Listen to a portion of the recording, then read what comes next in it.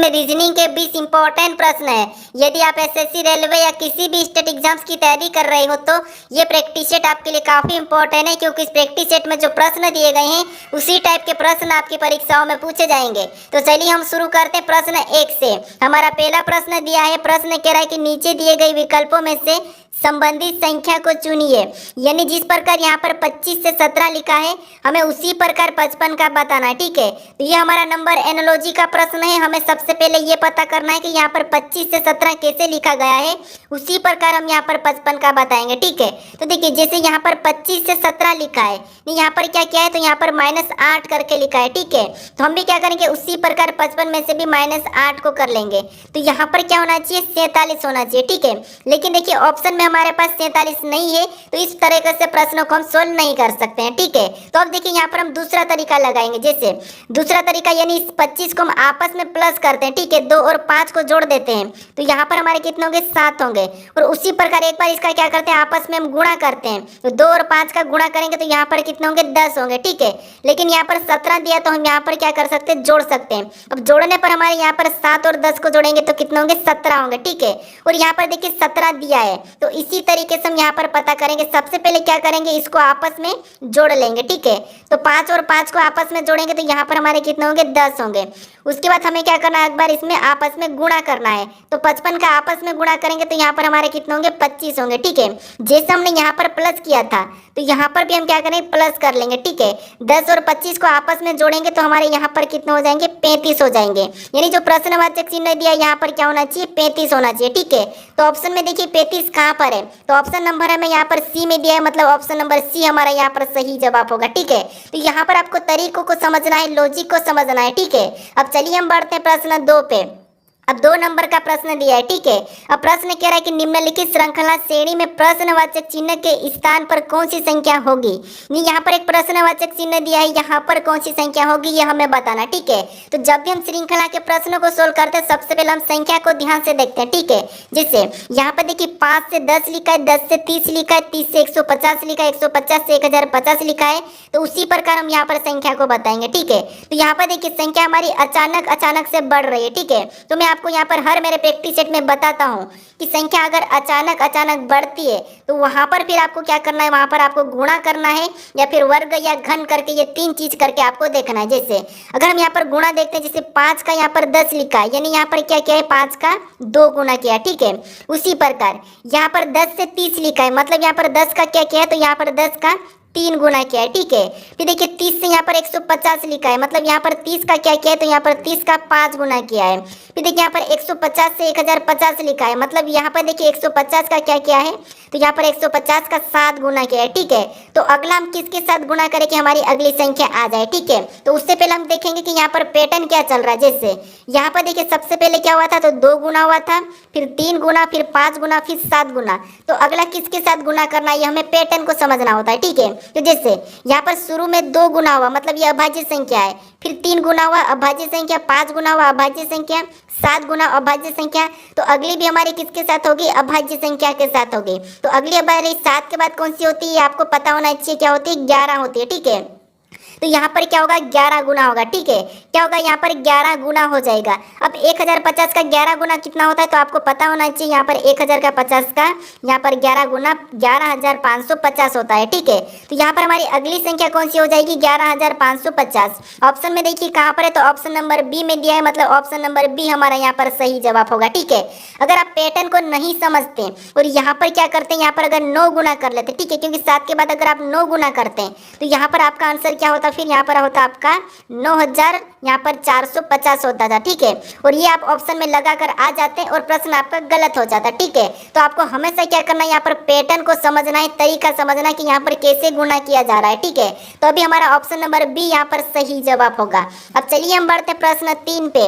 अब 3 नंबर का प्रश्न दिया है। ठीक है, अब प्रश्न कह रहा है कि यदि एक्सपोज बराबर 12 और यहाँ पर इक्सेम बराबर यहाँ पर स्केम बराबर 8 लिखा है तो प्रोपोजल बराबर क्या होगा, ये प्रश्न पूछा है। ठीक है, तो देखिए मैं आपको यहाँ पर बताता हूँ कि जब भी आपको अंकों से यहाँ पर यानी कि लेटर से अंकों में दिया जाता है, ठीक है, लेटर से अंकों में दिया जाता है तो आपको क्या करना होता है, वहाँ पर उन लेटर को अंकों में लिखना है। ठीक है, जैसे यहाँ पर देखिए एक्सपोज बराबर 12 लिखा है, स्केम बराबर 8 लिखा है, तो हमें क्या करना है, प्रोपोजल का बताना है। लेकिन यहाँ पर देखिए इसको अगर हम अंकों में करेंगे तो बड़ी संख्या होगी, लेकिन यहाँ पर छोटी संख्या लिखे, ठीक है। तो जब भी आपको यहाँ पर क्या करना है, जब भी संख्या छोटी मिले तो सबसे पहले आपको ये ट्राई करना है कि वहाँ पर उन लेटर को गिन लेना है। जैसे यहाँ पर देखिए इनको गिनेंगे तो 1, फिर 2, फिर 3, 4, 5, 6।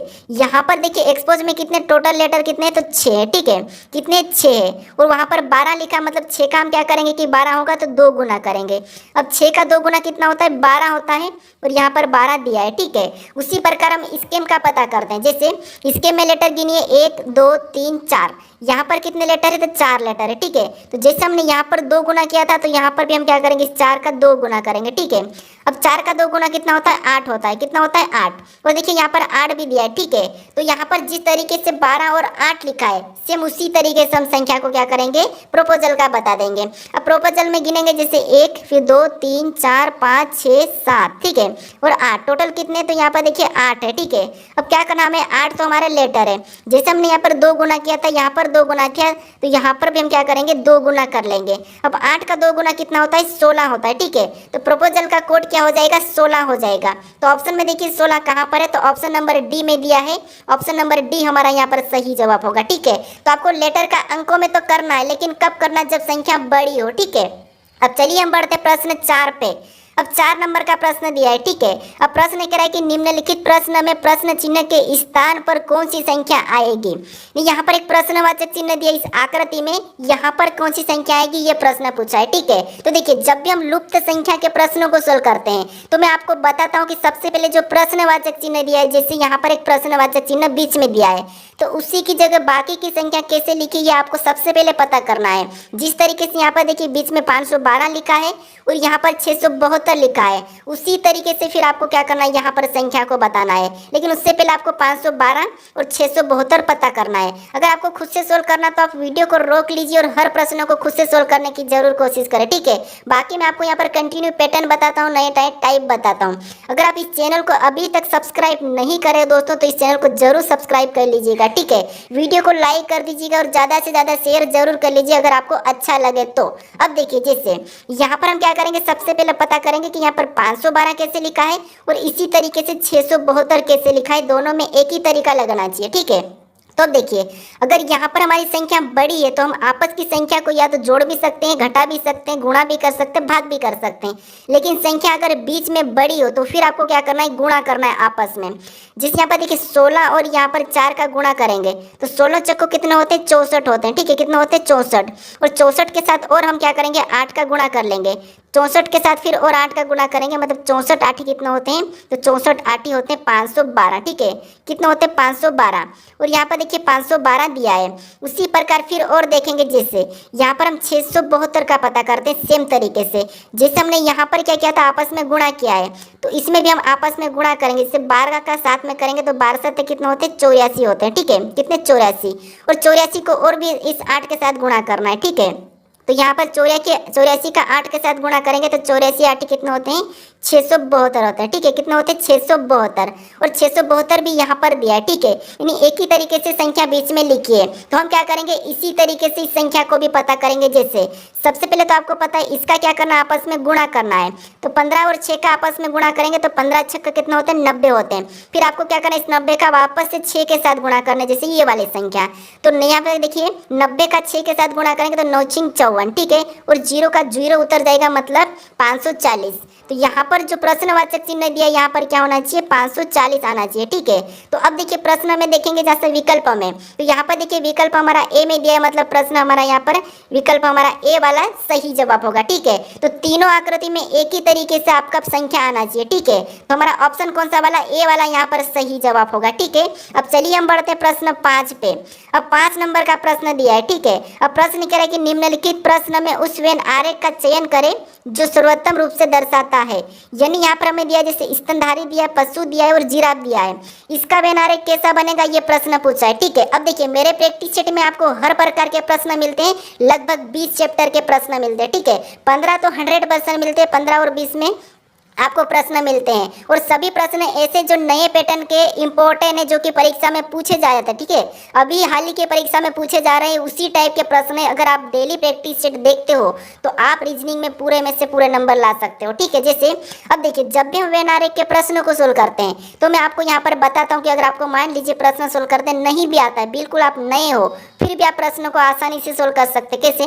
सबसे पहले तो आपको ये ध्यान रखना कि जो हमें शब्द दिया है, स्तनधारी पशु और जिराफ दिया है, क्या इनका आपस में कोई इनका रिलेशन है, क्या कोई है या नहीं है, ठीक है, ये समझना है। अगर नहीं भी पता हो तो कोई बात नहीं, आपको किसी भी एक शब्द का आरेख बनाना है, ये मैं मेरे हर प्रैक्टिस सेट में आपको सिखाता हूँ। जैसे यहाँ पर देखिए, स्तनधारी का हम बनाएंगे सबसे पहले, तो ये हमने स्तनधारी का आरेख बना लिया है, ठीक है।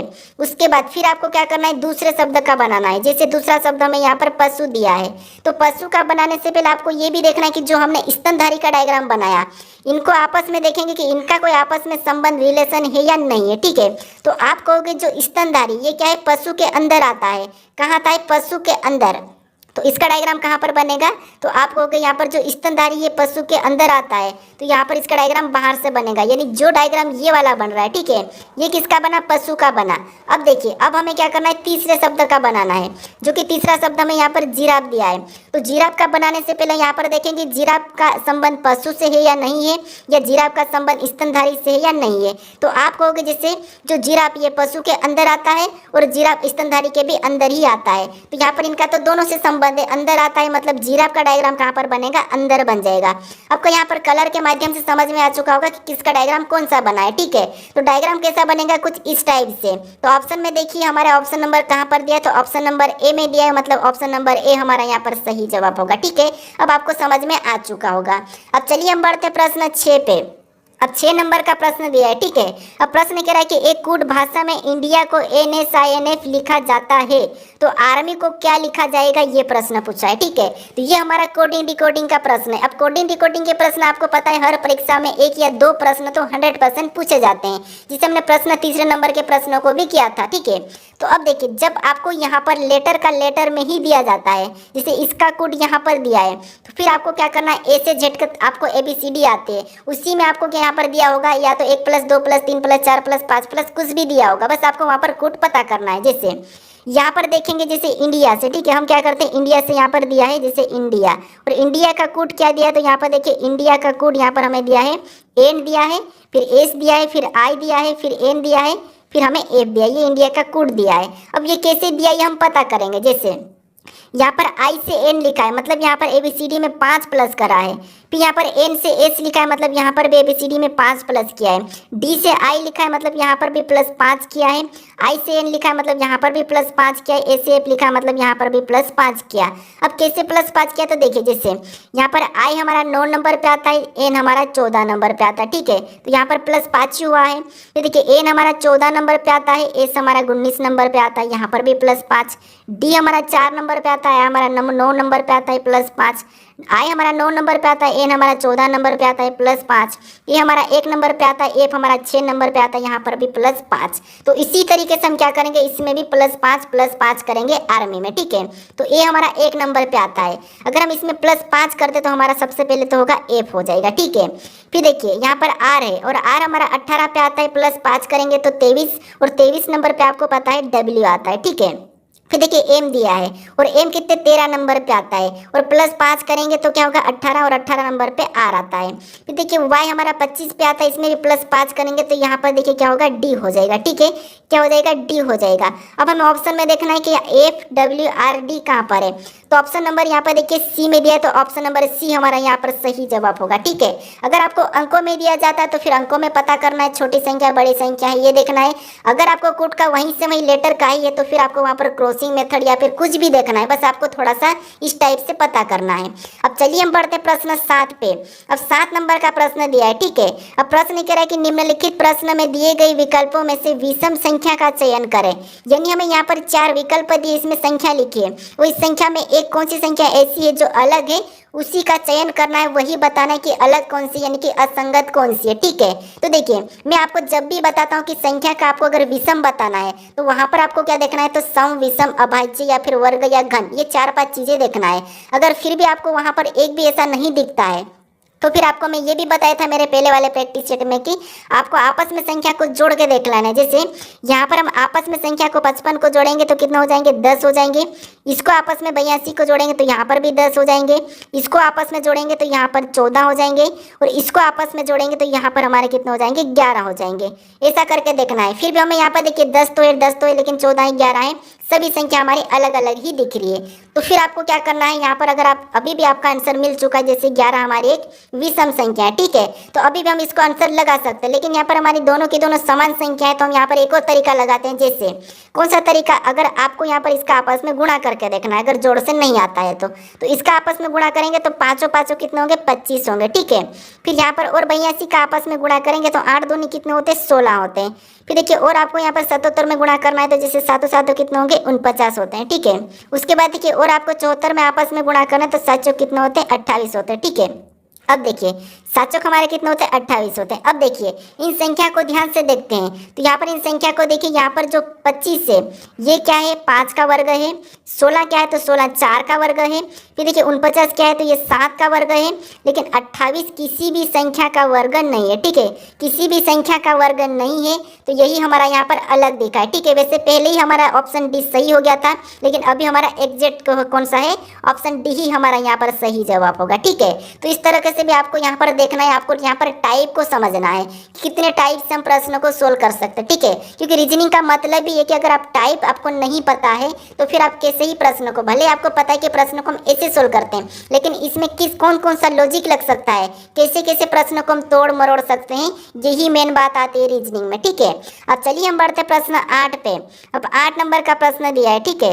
अब प्रश्न क्या है कि निम्नलिखित अक्षर श्रृंखला श्रेणी में प्रश्न चिन्ह के स्थान पर अक्षर ज्ञात करें।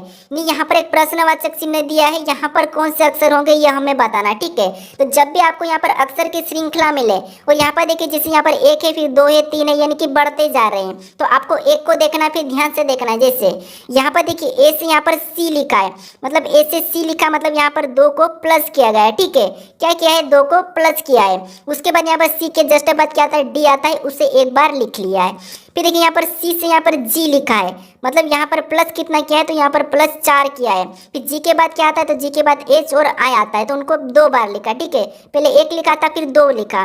फिर तो हम क्या करेंगे, अगला ही जो प्रश्नवाचक है यहाँ पर बताने के लिए जी में क्या करेंगे हम, जैसे पहले 2 प्लस हुआ था, फिर 4 प्लस हुआ, तो यहाँ पर हम क्या करेंगे, 6 प्लस कर लेंगे, ठीक है, 6 प्लस करेंगे। अब देखिए यहाँ पर 6 प्लस करेंगे जी में, तो हमारा यहाँ पर क्या होना चाहिए, एम होना चाहिए, ठीक है। क्या होना चाहिए, एम होना चाहिए। फिर एम के बाद हमें 3 लेटर लिखना है, क्योंकि यहाँ पर 1 लिखा था, फिर यहाँ पर 2 लिखा है, तो हमें 3 लिखना है। जैसे एम के बाद क्या आता है, एन आता है, फिर ओ आता है, फिर पी आता है, हमको 3 लिखना है। ये हमने 3 लिखा है, एम एन ओ पी।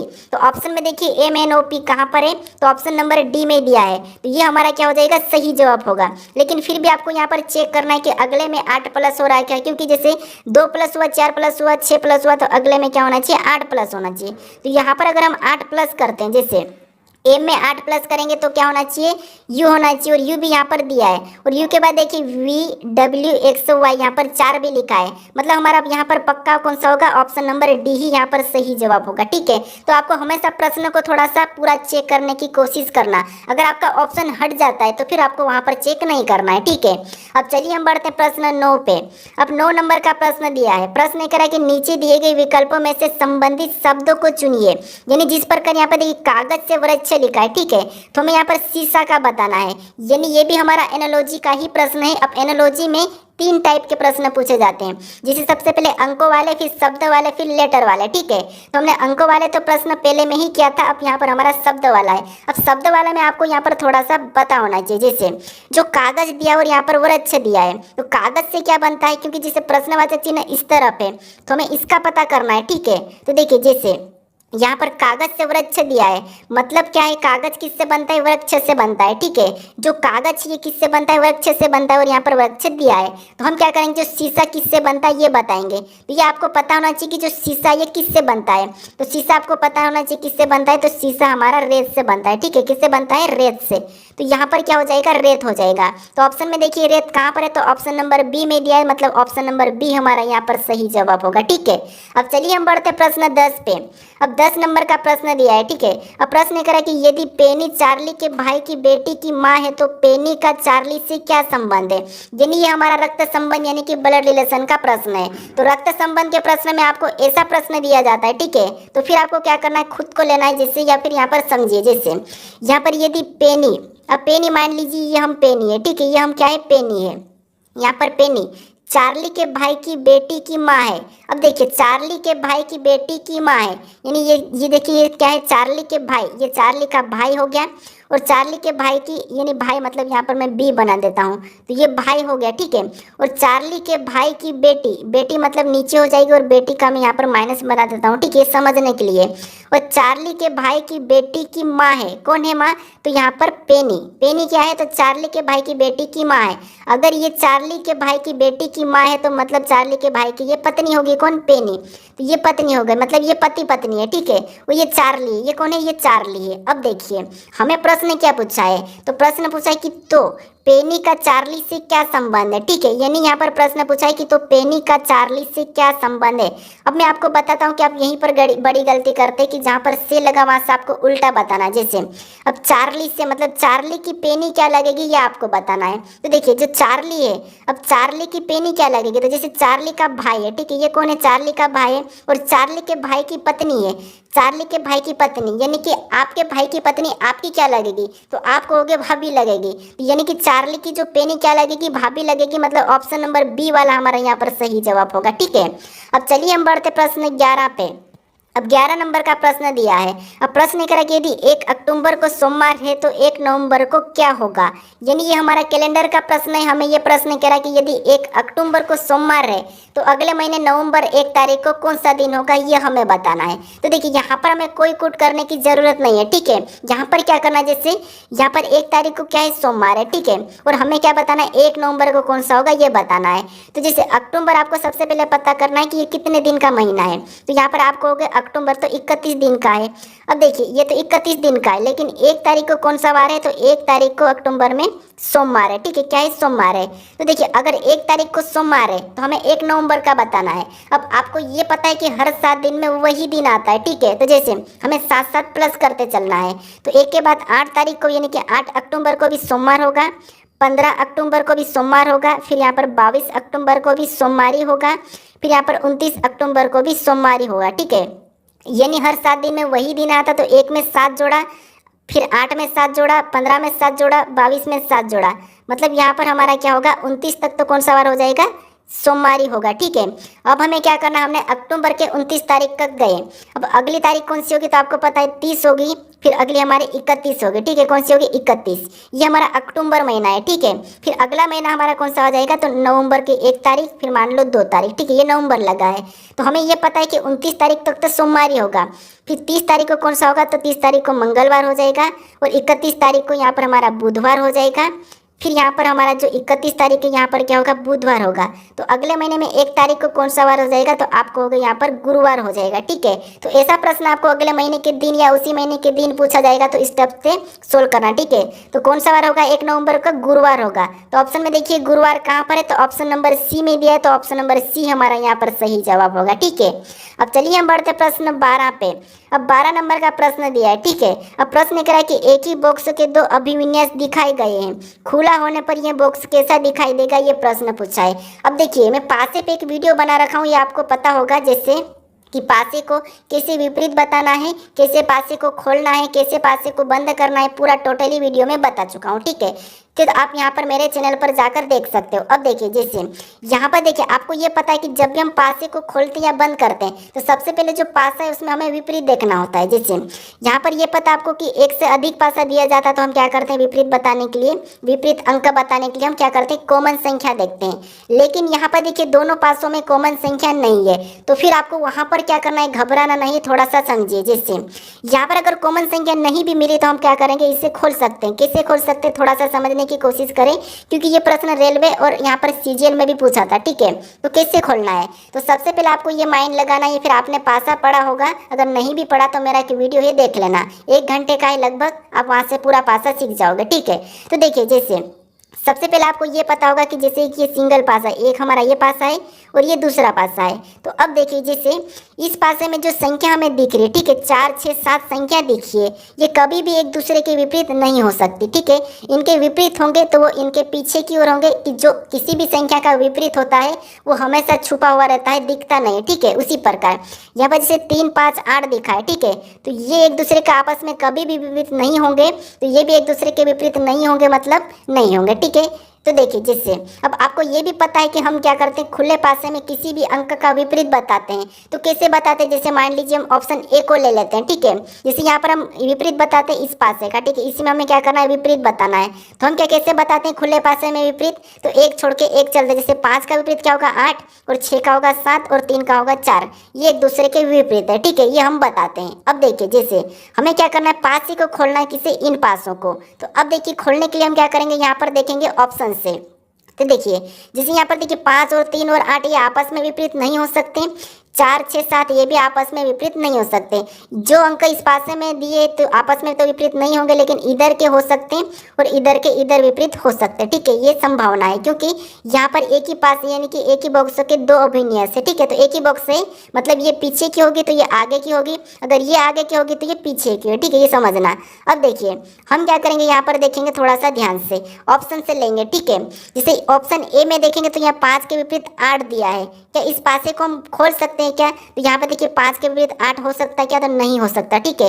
तो इसीलिए हम यहाँ पर इस बॉक्सों को तो नहीं खोल सकते, ठीक है, ये तो नहीं खुलेगा। इन बॉक्सों को खुलेगा तो ऐसा नहीं दिखाएंगे, ठीक है। इन बॉक्सों को अगर हम खोलेंगे, ठीक है, तो ये ऐसा नहीं दिखाई देगा, क्योंकि ये तो एक दूसरे के विपरीत दिया है और यहाँ पर नहीं है, तो ये तो नहीं होगा, ठीक है। ऑप्शन ए तो नहीं होगा। ऑप्शन बी को देखेंगे तो यहाँ पर 3 के विपरीत 5 दिया है और यहाँ पर 3 और 5 विपरीत हो सकते क्या? नहीं हो सकते, तो इसीलिए ये भी ऐसा खुल के नहीं दिखाई देगा, ठीक है। ऑप्शन बी भी नहीं होगा।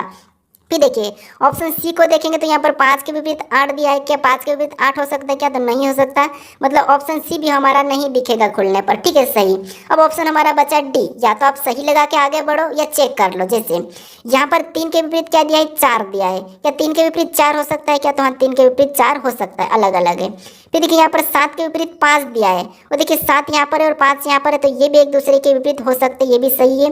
फिर यहाँ पर देखिए 6 के विपरीत 8 दिया है, क्या 6 के विपरीत 8 हो सकता है क्या? तो यहाँ पर देखिए 6 के विपरीत 8 भी हो सकता है, ये भी अलग अलग है, ठीक है।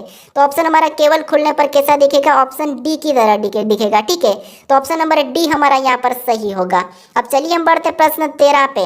अब 13 नंबर का प्रश्न दिया है। प्रश्न ये कह रहा है कि सुबह 6 बजे से 11 बजे तक घंटे वाली सुई कितनी दूरी तय करेगी? यानी यहाँ पर हमें डिग्री में दिया है, मतलब यहाँ पर देखिए 6 बजे से 11 बजे के बीच घंटे की सुई कितनी डिग्री तय करेगी, ये हमें बताना, ठीक है। तो अब देखिए, ये हमारा घड़ी का प्रश्न है। जैसे घड़ी तो आपको पता होगा, हम घड़ी बना लेते हैं, ठीक है। अब देखिए, ये तो आपको पता है कि जो घंटे वाली सुई, ठीक है, जो घंटे वाली सुई 1 घंटे में कितने डिग्री का कोण बनाती है? तो आपको हो गई ये 30 डिग्री का कोण बनाती है। कितने घंटे में? 1 घंटे में, ठीक है। कितने डिग्री का? 30 डिग्री का। अब ये हमारी घड़ी है, ठीक है, यहाँ पर हम 12 बजा देते हैं। इस साइड आपको पता है 9 रहती है और इस तरफ आपकी 3 रहती है और यहाँ पर 6 रहती है, ठीक है। अब देखिए, उसके बाद हम घड़ी को थोड़ा अच्छा सा बनाते हैं, जिससे यहाँ पर ऊपर की ओर 12 और नीचे की ओर 6, ठीक है, और इधर राइट में 3 और इधर लेफ्ट में 9। फिर बीच में आपको पता है यहाँ से 7 होगा और यहाँ से 8 होगा, ठीक है, और इधर आपको पता है 10 हो जाएगा और यहाँ पर 11 होगा। उसी तरह से यहाँ पर 1 और यहाँ पर 2, फिर यहाँ पर 4 और यहाँ पर 5, ठीक है, ये हमारी घड़ी बनी है, ठीक है। अब देखिए, यहाँ पर प्रश्न कहा कि 6 बजे से 11 बजे तक, यानी यहाँ पर 6 और 11 के बीच कितने घंटे सुई चली, ये हमें देखना है और उसको इस 30 के साथ गुणा कर देना है, ठीक है, क्योंकि 1 घंटे में 30 डिग्री बनाती है। तो हम देखते हैं कि कितने घंटे चली है। तो 6 से 11, यानी यहाँ पर देखिए 1 घंटा, फिर 2 घंटा, 3 और 4 और ये 11 तक, मतलब ये 5 घंटा। टोटल कितने घंटे? 5 घंटे। तो 5 को हम क्या करेंगे? 30 के साथ गुणा कर देंगे, यानी कि 1 घंटे में अगर 30 डिग्री है तो 5 घंटे में कितनी डिग्री हो जाएगी? 150 डिग्री, ठीक है। तो यहाँ पर कितनी डिग्री हो जाएगी? 150। तो ऑप्शन में देखिए 150 कहाँ पर है? तो ऑप्शन नंबर बी में दिया है, तो ऑप्शन नंबर बी हमारा यहाँ पर सही जवाब होगा, ठीक है। अब चलिए हम बढ़ते प्रश्न 14 पे। अब 14 नंबर का प्रश्न दिया है, ठीक है। अब प्रश्न कह रहा है कि कितने व्यक्ति तीनों भाषाओं को बोलते हैं? यानी जैसे यहाँ पर जितने भी इस गोल के अंदर जितने भी अंक है सभी के सभी फ्रांसीसी है, और इसके अंदर जितने भी हो सभी के सभी अंग्रेजी बोलते हैं, और इसके अंदर जितने भी है सभी के सभी जर्मनी बोलते हैं। लेकिन हमें ये कहा है कि कितने लोग हैं जो तीनों भाषाओं को बोलते हैं, तो हमें ऐसे लोगों को देखना है जो तीनों के अंदर है। अगर हम 170 को नहीं ले सकते क्योंकि केवल जर्मनी है, 200 हमारा केवल अंग्रेजी है, 180 हमारा केवल फ्रांसीसी है। अगर हम यहाँ पर 78 को देखेंगे तो फ्रांसीसी और अंग्रेजी है। इधर देखेंगे 85 को तो जर्मनी और अंग्रेजी है, और 105 को देखेंगे तो फ्रांसीसी और जर्मनी है। अब हमारा कौन सा बच्चा जो कि बीच में है, कौन सा 175, ये ऐसा है जो तीनों के अंदर है, मतलब कितने लोग हो जाएंगे 175 ही हमारा यहाँ पर सही जवाब होगा। ठीक है, तो हमारा ऑप्शन नंबर बी हमारा यहाँ पर सही जवाब होगा। ठीक है, अब चलिए हम बढ़ते हैं प्रश्न 15 पे। अब 15 नंबर का प्रश्न दिया है। प्रश्न कह रहा है कि VW XYZ 5 लोग एक गोलाकार में बैठे हैं। VW की बाई है, X W के दाएं है, W Y के दाएं दूसरा है, और Z X के दाएं है, तो X के बाएं तीसरा कौन बैठा है, ये प्रश्न पूछा है। ये हमारा बैठक अवस्था का प्रश्न है। ठीक है, तो देखिए हमें क्या करना, सबसे पहले ये क्या कहा है कि गोलाकार में बैठे हैं। ठीक है, कितने लोग, तो 5 लोग। ये 5 लोग हमारे क्या है, गोलाकार में बैठे हैं, तो इसको हम क्या करेंगे, गोलाकार में बिठा लेंगे, गोल बना के। ठीक है, ये हमारा गोलाकार है। अब जैसा प्रश्न कहा वैसा हम बिठाएंगे। जैसे अब यहाँ पर देखिए, जैसे सबसे पहले कहा कि VW के बाएं है। अब जो आप जहाँ पर भी बैठे हैं तो आपका जो बायां और दायां है, ठीक है, राइट वाला दायां, लेफ्ट वाला बायां, उसी से लेना। आप अपने आप को ले लीजिए यहाँ पर। जैसे V क्या है, W के बाएं है, तो आप W को कहीं भी बिठा दीजिए। मान लीजिए मैं यहाँ पर बिठा देता हूँ। ठीक है, और V क्या है, W के बाएं है, मतलब आपका बायां किस तरफ है, तो आप होगे लेफ्ट में, तो लेफ्ट में कौन होगा, V होगा, मतलब V क्या है, W के बाएं है। ठीक है, उसके बाद अब बैठाने के बाद आगे पढ़ेंगे। जैसे X से W के दाएं है। ठीक है, X से क्या है, W के दाएं है। अब आपका दायां किधर है, तो आपको अगर राइट में है, मतलब X से क्या है, W के दाएं है, तो हम यहाँ पर X को बिठा लेंगे। ठीक है, उसके बाद 3 लोग बैठ चुके हैं। आगे प्रश्न का कि Y के दाएं दूसरा है। अब W क्या है, तो W जो ये W है, ठीक है, ये Y के दाएं क्या है, दूसरा है। अब दाएं Y के दाएं दूसरा है, तो Y को कहाँ बिठाना चाहिए, तो हम क्या करेंगे, यहाँ पर बिठाएंगे। ठीक है, Y को यहाँ पर बिठाएंगे, तब W Y के दाएं दूसरा होगा। जैसे दाएं के इसका नीचे की ओर होगा, जैसे ये पहला और दूसरा। ठीक है, उसके बाद अब आगे प्रश्न करें कि और Z X के दाएं है। अब Z कहाँ पर है, तो ये X के दाएं है, तो X यहाँ पर बैठा है, तो इसका दायां इधर होगा और बायां इधर होगा। ठीक है, तो ये क्या है, दाएं है, मतलब Z कहाँ पर हो जाएगा, इधर हो जाएगा।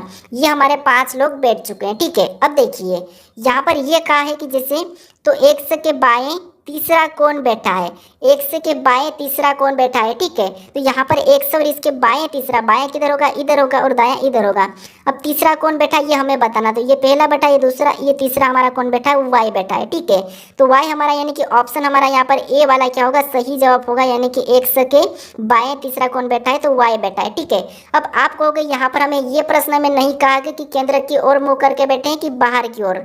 तो जब आपको ये नहीं कहा जाता है, ठीक है, यहाँ पर थोड़ा सा समझना, अगर आपको यहाँ पर केंद्र की ओर और बाहर की ओर अगर ये दोनों नहीं कहा जाता है, तो फिर आपको सिंपल सी भाषा में क्या करना है, केंद्र की ओर ही बिठाना है। ठीक है, इसीलिए यहाँ पर ये प्रश्न मैं लाया हूँ ताकि आप आगे गलती ना करो। ठीक है, तो हमारा यहाँ पर ऑप्शन ए वाला यहाँ पर सही होगा। अब चलिए हम बढ़ते प्रश्न 16 पे। अब 16 नंबर का प्रश्न दिया है। अब प्रश्न देखिए, सबसे पहले कथन दिया है, फिर उसका निष्कर्ष दिया है। अब कथन जो दिया है, ठीक है, कथन को हमेशा आपको मैं बता चुका हूँ कि सत्य मानना है, कथन को हमेशा सत्य मानना है, जो कथन का उसका हमेशा सुनना है, और कथन जैसा कहा वैसा ही, क्या निष्कर्ष कह रहा है या नहीं कह रहा, हमें ये देखना है। तो देखिए जैसे अब कथन पहला कह रहा है कि कोई फल पेड़ नहीं है, यानी जितने कोई भी फल है, ठीक है, ये जो क्या है, फल है, ये क्या है, पेड़ नहीं है, मतलब पेड़ भी अलग है, फल भी अलग है। ठीक है, तो पेड़ को भी हम क्या करेंगे, इससे अलग बना लेंगे। अब इसने कथन में कोई कोई भी पेड़ फल नहीं है, तो ये तो ठीक है, कोई भी फल पेड़ नहीं है, ये तो इसने कहा है। ठीक है, अब आगे देखिए, आगे क्या कह रहा है, तो आगे दूसरा कह रहा है कि कोई भी कमी, मतलब कोई कमीज पेड़ नहीं है। अब कोई कमीज पेड़ नहीं है, मतलब ये कम हमारी कमीज हो गई, और ये क्या है, पेड़ नहीं है। ठीक है, तो इन पेड़ नहीं है ये कहा, यहाँ पर ऐसा नहीं कहा कि फल नहीं है। ठीक है, यहाँ पर केवल पेड़ का कहा है। अब देखिए इसके बारे में निष्कर्ष से क्या कहा है, तो निष्कर्ष से पहला कह रहा है कि कुछ पेड़ फल है, कि यहाँ पर कुछ पेड़ फल दिख रहे हैं क्या, तो आप कहोगे यहाँ पर कुछ पेड़ फल नहीं दिख रहे हैं, मतलब पहला वाला तो निष्कर्ष ये हमें गलत कह रहा है। ठीक है, फिर देखिए अब दूसरा निष्कर्ष से क्या कह रहा है, तो दूसरा कह रहा है कि कोई कमीज फल नहीं है। तो यहाँ पर देखिए कोई कमीज फल नहीं, ये तो बात सही है, लेकिन आपको यहाँ पर थोड़ा सा समझना है कि जब कथन इसके बारे में कमीज और फल का जिक्र नहीं किया, जब कथन ने कमीज और फल का कोई जिक्र नहीं किया है, तो फिर हम यहाँ पर कैसे कह सकते कि यहाँ पर कोई कमिज फल नहीं है, ये कैसे कर सकते हैं? जबकि इसका तो पहले ही जिक्र नहीं हुआ है, तो यहाँ पर हम कैसे कर सकते हैं? जबकि यहाँ पर देखिए कथन तो इसका नाम ही नहीं लिए, कमिज और फल का आपस में कोई नाम नहीं लिया कथन, तो हम यहाँ पर क्या निष्कर्ष का कैसे सुन सकते हैं? तो इसीलिए यहाँ ना तो हम इसको बुरा कह सकते हैं और ना ही भला कह सकते हैं, ठीक है। जबकि हमें उसके बारे में पता ही नहीं है, ठीक है। जबकि हमें किसी व्यक्ति के बारे में पता ही नहीं है, तो ना तो हम उसके बारे में अच्छा कह सकते हैं और ना ही हम उसके बारे में बुरा कह सकते हैं, ठीक है। तो यहाँ पर हमेशा इसको गलत मानेंगे, याद रखना, आप नोट कर लेना। तो दोनों हमारे यहाँ पर गलत है, मतलब ऑप्शन हमारे यहाँ पर देखिए सी वाला क्या होगा, सही जवाब होगा, ठीक है। यहाँ पर देखिए कौन सा वाला, ऑप्शन डी, सॉरी कौन सा, ऑप्शन डी, कोई भी निष्कर्ष अनुसरण नहीं करते हैं, ठीक है। क्योंकि हमें जब यहाँ पर कहा ही नहीं तो हम उसके बारे में ना तो अच्छा कह सकते हैं और ना ही बुरा कह सकते हैं। अब चलिए हम बढ़ते प्रश्न 17 पे। अब 17 नंबर का प्रश्न दिया है। अब प्रश्न कह रहा है कि नीचे दी गई आकृति में त्रिभुज की संख्या ज्ञात कीजिए। इस आकृति में त्रिभुज की संख्या कितनी है यह हमें बताना है, ठीक है। तो अब देखिए आपको ये तो पता होगा कि जब इस टाइप का त्रिभुज होता है, ठीक है, इस टाइप का जब त्रिभुज होता है तो इसमें कितने होते हैं, 3 त्रिभुज होते हैं, ठीक है। नहीं यहाँ पर देखिए इस टाइप का देखेंगे तो यहाँ पर इसमें 3 हो जाएंगे और इसमें 3 हो जाएंगे, ठीक है। अब बाकी कहाँ से बन रहा है हम ये गिनेंगे। तो एक तो हमारा यहाँ से बना है और एक हमारा यहाँ से बना है, ठीक है। कहाँ से, यहाँ से। अब देखिए कहीं से और भी बन रहा है क्या, देखिए ध्यान से, तो हमें यहाँ पर और कहीं से नहीं दिख रहा है। अब हम सभी को जोड़ेंगे तो 3 3 6 और 6 और 2 कितने होंगे, 8 हो जाएंगे, ठीक है। तो इस आकृति में कितने त्रिभुज हो जाएंगे, 8 हो जाएंगे। ऑप्शन में देखिए कहाँ पर दिया है, सी में दिया है, ऑप्शन नंबर सी हमारा यहाँ पर सही जवाब होगा, ठीक है। भले ही यहाँ पर हमें थोड़ा सा बहकाने वाली आकृति, लेकिन आपको क्या करना है, स्टेप बाय स्टेप देखना है। अब चलिए हम बढ़ते प्रश्न 18 पे। अब 18 नंबर का प्रश्न दिया है। अब प्रश्न करा कि सही दर्पण प्रतिबिंब का चयन करें। अब हमें यहाँ पर केवल यही कहा है कि सही दर्पण प्रतिबिंब का चयन करें। तो हमें यहाँ पर दर्पण को देखना है कि किस रेखा में रखा गया है। जैसे अगर यहाँ पर एम एन रेखा ये खींची गई तो इसका दर्पण प्रतिबिंब हमेशा नीचे की ओर ही होगा, ठीक है। कहाँ होगा, अगर एम एन रेखा ऐसी होते तो फिर इसका इधर होगा। तो हमें यहाँ पर क्या करना है, नीचे की ओर, यानी कि जल वाला बताना है। अब आपको ये पता है कि जब भी हम जल दर्पण को बताते हैं तो सारे जितने भी अंक हो या लेटर हो सब नीचे की ओर झुक जाते हैं। तो जैसे ए हमारा नीचे की ओर झुकेगा तो क्या होगा, उल्टा हो जाएगा। अब हमें क्या करना है, किसी एक को लेके गलती निकालना है। अब ए उल्टा होगा तो यहाँ पर ऑप्शन ए में देखिए ये तो सीधा ही है, मतलब ये वाला नहीं होगा, ठीक है। ये हमें ऑप्शन एलिमिनेट करना है जब भी आपको दर्पण वाले प्रश्न सोल्व करना होता है, ठीक है। अब देखिए उसके बाद आपको ये भी पता है कि वी भी हमारा क्या होगा, नीचे की ओर झुकेगा, ठीक है। लेकिन यहाँ पर वी हमारा खड़ा है, मतलब ये भी नहीं होगा, ऑप्शन बी भी हमारा हटेगा, ठीक है। फिर हम दूसरे को देखेंगे, ठीक है। अब दूसरे को देखेंगे, दूसरा हमारा कैसा हो जाएगा, तो 2, यानी 2 हमारा कैसा हो जाएगा, ऐसा और फिर ऐसा 2 हो जाएगा, ठीक है। कैसा हो जाएगा, ऐसा और ऐसा 2 बनेगा। तो ये वाला 2 हम ऑप्शन में देखेंगे तो यहाँ पर ये 2 उल्टा हो रहा है, तो ये भी नहीं होगा, ऑप्शन बी भी हमारा हटेगा। अब हमारा यहाँ पर केवल ऑप्शन बचा है सी, तो हमें पूरा चेक करने की जरूरत नहीं। जब हमने ऑप्शन को यहाँ पर एलिमिनेट कर दिया तो ऑप्शन हमारा सी वाला ही यहाँ पर सही होगा, ठीक है। अब चलिए हम बढ़ते प्रश्न 19 पे। अब 19 नंबर का प्रश्न दिया है। अब प्रश्न कह रहा है कि कौन सी उत्तर आकृति प्रश्न आकृति में पैटर्न को पूर्ण करेगी। यानी यहाँ पर हमें एक आकृति दी है और उसमें एक आकृति का भाग यहाँ पर गायब है, तो यहाँ पर हम किस विकल्प को रखें कि आकृति हमारी पूरी होगी, यह हमें बताना, ठीक है। तो देखिए जैसे सबसे पहले हम आकृति पैटर्न को समझेंगे। जैसे इसका मुँह सबसे पहले तो इस तरफ था, ठीक है। उसके बाद नीचे आके ये इस तरफ हो गया, नीचे की ओर, फिर ये इधर और इस तरफ चल रहा है। तो अगला वाला किधर होगा, तो ऊपर की ओर हो रहा है, ठीक है। किधर हो रहा है, ऊपर की ओर हो जाएगा। तो ऊपर की ओर वाला देखेंगे तो जैसे ऑप्शन ए तो हमारा नहीं होगा, सी नहीं होगा, ऑप्शन डी नहीं होगा, केवल हमारा ऑप्शन बी वाला यहाँ पर सही होगा, ऑप्शन बी, ठीक है। कौन सा होगा, ऑप्शन बी। अब चलिए हम बढ़ते हैं प्रश्न 20 पे। अब 20 नंबर का प्रश्न दिया है। अब प्रश्न कह रहा है कि नीचे दिए गए विकल्पों में से संबंधित अक्षर को चुनिए। यानी आपको मैं बताया था कि एनोलॉजी 3 प्रकार की होती है, अंक, शब्द और यहाँ पर आपको पूछा जाता है अक्षर की भी, ठीक है। तो जैसे यहाँ पर ए जेड से क्या लिखा है, बी वाई लिखा है, तो आपको यहाँ पर जी टी का बताना है, ठीक है। ये थोड़ा इंपॉर्टेंट प्रश्न है, मुझे यहाँ पर कमेंट करके बताइए कि सबसे पहले तो आप ये पता करना है कि यहाँ पर ए जेड से बी वाई कैसे लिखा है, फिर उसी प्रकार आपको जी टी का बताना है। तो यहाँ पर मुझे कमेंट करके बताएं कि क्वेश्चन नंबर 20 का सही जवाब कौन सा है, आपके पास विकल्प है, ठीक।